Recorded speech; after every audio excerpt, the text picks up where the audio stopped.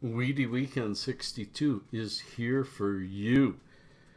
62 episodes of bringing the weed news to you as you have brought it to me. That's all I share. I share what I find, but I also share what you bring to me. And speaking of what has been brought to me, somebody pointed this out this week, and it was kind of interesting because 2 weeks ago I was diagnosed with a new disease. I have fibromyalgia, and I have spondylosis. But I've been diagnosed with COPD. And since then, which is chronic obstructive pulmonary disease, I have a rather mild case of it, and I do believe that I can beat it. But even so, it's happened, and I have to deal with it. I have since moved away from smoking, actually burning the marijuana, to vaping it. Anyways, I want to read a piece of this, and the rest of it, again, below is the link, and you decide what to do with it. This is quoted from the story. Better results have been achieved by ingesting cannabis, especially the potent, highly condensed oil extract that Rick Simpson pioneered in Canada and now in Eastern Europe. Many medical marijuana advocates, especially those in medical cannabis-friendly states, have learned to make the oil and provide it to those in need. I make my own oil. I buy some of that oil, and oil is the best way, if you have COPD, to continue to help your lungs. I mean, if you have COPD right now, any very educated doctor is going to tell you your best thing is marijuana. Just ingest it, don't smoke it. And if you must smoke it, vape it, don't smoke it. So that's why I bring this story to you, is cannabis oil is showing incredible success at treating COPD. It's third in disease death rates, behind only heart disease and cancer. So it's a very, very difficult disease, and cannabis treats it. That's why I wanted to bring that story to you. And I really wish I could vape something with you, have some oil with you. By the way, happy 710. But I can't.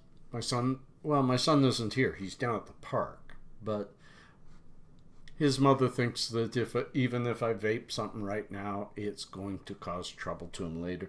But what I can do, I made my own. This is not mash.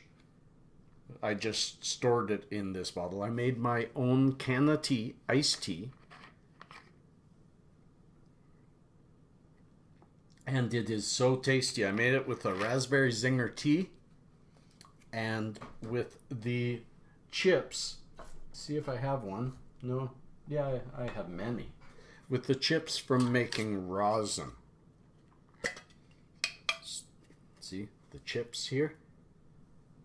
A simple recipe, and for you COPD people, simply. This is kind of my life now. I make the oil from the flour, then the leftover I make tea or butter from. So I have edibles and oil. Exactly what I need to make myself healthier and better for my children. That was my cheers. Let's move into the next story. The next story, I've got quite a bit highlighted here to read to you.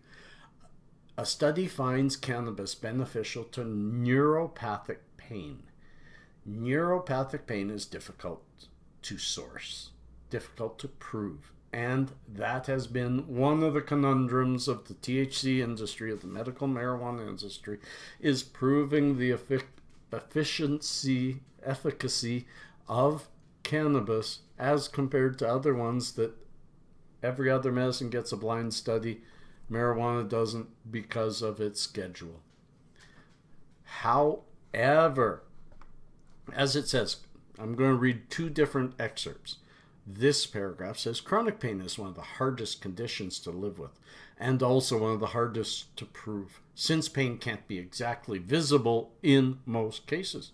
When it comes to medical marijuana, one of the most common ailments it's used to treat is chronic pain, which can be caused by a number of different factors, such as different injuries or illnesses. Oftentimes, cannabis is beneficial for more than one symptom as well, making it a more viable treatment. That's important because, as I said at the onset of this, I just got diagnosed with something new, trouble with my lungs, COPD. It's not new, it's new for me. But it's got the same treatment as my spondylosis, as my fibromyalgia, and that is cannabis. It's the best medicine for it.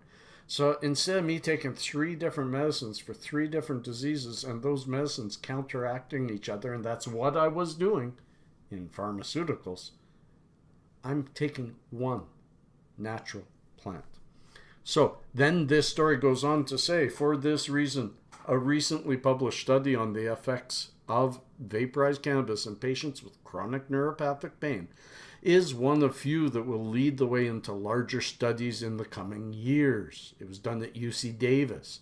They did a blind study where patients vaporized cannabis with one of 3 potencies, 0, of course, being the placebo, 2.9 and 6.7 THC.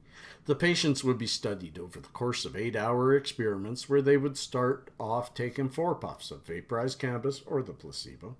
A second dose of 4 to 8 puffs would be inhaled around 3 hours after the initial dose, and pain relief was determined on an 11-point numeric scale, checking with patients prior to treatment and after each dose. By the end of the study, they had determined that cannabis was proving to be beneficial to the patients in the study who were resistant to more traditional medications such as opioids and NSAIDs, non-steroidal anti-inflammatory drugs. They found it was proved that it provided a significant analgesic response, and determined that this study would likely give way to future studies on a grander scale to test their findings here. That's what we need. The more small studies all joined together prove the need for big studies to prove what we've said all along. We all know the outcome, but our government agencies won't let us just move to the outcome. They'll stall us every place we go. So cheers to fighting them off. Advocacy on 710. Next, the relationship between THC and CBD the relationship overall and how it can help anxiety. CBD can sometimes reduce the anxiety that may be caused by too much THC, such as maybe you found a new source of edibles and theirs are slightly stronger. Their determination of dosing is different from somebody else and you get a little too high. CBD can calm that down. But I'll read this part. Although THC and CBD are 2 distinctive compounds, they work together in interesting ways. Not in just one way. They work together. Remember this, I've always talked about the entourage effect. For example, CBD has found to enhance THC's pain-killing properties and at the same time diminishing the paranoia it can cause. That's pretty neat. That's 2 different things. Also, THC enhances CBD's properties. They are symbiotic chemicals. It's a good story. It's brought to you by Leafly, and I hope you will read more. Cheers on that one. Let's move on. Yeah, again, the Weedless one. On 710, Weedless. Next story is from Marijuana Times, and I love sharing these. I know I've shared many similar, and I will continue to hammer it down so that we, all of you, can share with your friends who maybe don't totally buy this.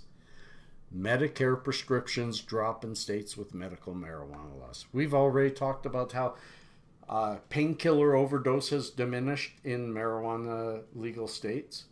We have found that addiction rates have gone down in marijuana legal states. Now we find even the use of prescriptive drugs. The number of prescriptions written by doctors is reducing. Quoting now, statistics show that states that have legalized medical marijuana and made it available to patients have seen a 25% drop in opiate related overdose. 25%. This alone proves that patients are choosing medical marijuana as a safer alternative. They're not dying. Prescriptions for things like opioid painkillers, think about Vicodin, Oxycontin, hydrocodone, anti-anxiety, and antidepressants, among others, all saw a significant drop during the time period, but only in states where medical marijuana programs exist. Let me turn the sound down on it. That is really important. We're not just seeing a reduction in deaths, but we're seeing a reduction in the number of people going towards these drugs that, as I have said, tore my life apart. I blame the drugs somewhat for the change in my mood that started the spin of the loss of my marriage. I do. I blame it. I blame myself for falling for it. But it's a new reality today. Let's move on. Got lots of stories. Well, we're only 12 minutes in. Not too bad. In fact, we'll have a cheers to that one. Cheers. This is really strong tea. And it tastes great. Tastes great. One thing about making tea out of those there's lots of fats left in the rosin chips. And when you boil them and make tea out of them, you get really unique tasting kind of creamy tea. Yes, with a marijuana flavor. Next, a hash bath is the marijuana spa treatment you deserve. This is a good story. It's something I could have told you about because I do it all the time. THC in the bath is a beautiful, calming thing. Now, I do not suggest you throw your hash in the bath. This is about making either bath salts that are THC infused, or you can always, if you have these deep heating oils that have all these different properties to them, such as I do, from Cannabis, from MMJ Total Healthcare, Cinnamon Heart. This is a deep CBD rub with 1-to-1 ratios THC to CBD, so it has THC also. 3 or 4 drops of this oil in my bath does the same as a THC infused bath salt will do. The effervescence from it, the natural oils, breathing them in, does absolute beautiful wonders. And this is a really neat story about someone who has taken it a step further and made this bath salts. It's a great story. It's from LA Weekly, and I do hope you'll read through it, enjoy it, and yes, if you can get a hold of some oils or actual bath salts, THC infused, do it. I do it all the time. What a relaxing bath. I will continue to buy these from MMJ until they actually have bath products. I think maybe they do. I'm going to check. Let's move on to the next story. This one is kind of just an update on what's happening in Ohio. Just last month, Ohio became the 25th state to legalize medical marijuana. Yes, that makes it 50% of the United States. Of course, they haven't given a state. They haven't made like Puerto Rico or whatever their other territories are states. But anyways, making it official that half the country's taken the step to legalize medical marijuana, and more will be voting on initiatives to do the same in November. It's going to be a good year for medical marijuana patients around the U.S. There are, of course, always a few delays when things get started, and there's no different with the program taking root in Ohio. Some people do think that, yeah, you say, okay, medical marijuana is legal now, go to it. No, there is so much. The law goes into effect in September, but patients won't be able to get access right away because they don't even have regulations set up yet for registering patients. Making that delay too long seems really ridiculous when we here in Canada already have a program and 24 other states have the program. It doesn't take too long to incorporate by adopting other programs. But, as is typical with government, it's the slowest animal alive. It'll take longer. Wow, 16 minutes, we're nearing the end. Because I only have 2 more stories. One is from the Government of Canada. Yeah, I'm going to put a Government of Canada, Health Canada website below, and you guys can read the discussion paper. It's called Toward the Legalization, Regulation, and Restriction of Access to Marijuana discussion paper. It's got quite a few large points: introduction, background, discussion, issues, elements of a new system, minimizing harms, establishing a safe, responsible production system, designing appropriate distribution systems, enforcing public safety and protection, accessing medical marijuana for medical purposes, and conclusion and references. I honestly have read this all. There are points throughout it where you can watch for hotspots and you can click on and give feedback and have your feedback read, because I gotta admit, Canada's doing right here. They are going out to the public and saying, we want to hear your side of things.